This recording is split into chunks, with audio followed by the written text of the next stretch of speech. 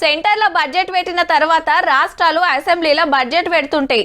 మీదికెళ్ళి మనకి ఏం వస్తున్నాయి, ఏం ఫాయిదా అవుతుందో చూసుకొని ఆమ్దాని, ఖర్చులు, అప్పులు, పథకాలు, ప్రాజెక్టులు ఇట్లా అన్నిటికీ పైసలు చదువుతారు అన్నట్టు.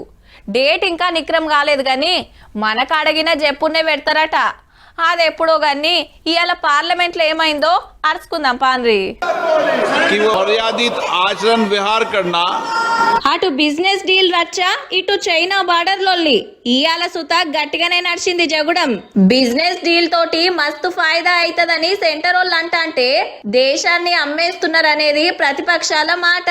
2 फरवरी 2026 को प्रधानमंत्री जी और अमेरिकी राष्ट्रपति डोनाल्ड ट्रंप ने द्विपक्षीय और अंतर्राष्ट्रीय महत्व के कई मुद्दों पर ఫోన్ పర్ చర్చా కి. ట్రంప్ కు సరెండర్ అయి ఏడ సంతకం పెట్టమంటే ఆడబెట్టి దేశాన్ని ఆగం చేస్తున్నారని గరమైండు పెద్దపల్లి ఎంపీ వంశీ సారు. 2 నుంచి 3 లక్షల కోట్ల రూపాయల వరకు మన భారతదేశం మీద ఇబ్బంది కలుగుతుంది ఈ డెసిషన్స్ వల్ల. కానీ బీజేపీ వాళ్ళకి దమ్ము లేదు, వాళ్ళు ప్రశ్నకి ఆన్సర్ చెప్పలేకపోతున్నారు. ఇది ఇట్లా నడుస్తుంటే మన బార్డర్లకు చైనా ఆర్మీ ఎందుకు వచ్చిందో చెప్పాలని రాహుల్ సారు మల్లోపారి క్వశ్చన్ చేస్తే ముద్రగొట్టని ఓయిలున్న ముచ్చట ఈడ మాట్లాడొద్దని మైక్ కటింగ్ చేసిండు స్పీకర్ సారు. ఎమ్మటే కాగితాలు చింపేసి గడబడ్ చేసినాయి ప్రతిపక్షాలు. పక్క దేశపోళ్ళు వస్తున్నారని ముందే మట్లావిచ్చిన సెంటరోళ్ళు పట్టించుకోలేదని గీ లొల్లి. సభ వాయిదా పడి మళ్ళా చాలైనా గిట్లనే ఉండే వరకు 8 మంది ఎంపీలను సస్పెండ్ చేసిండ్రు.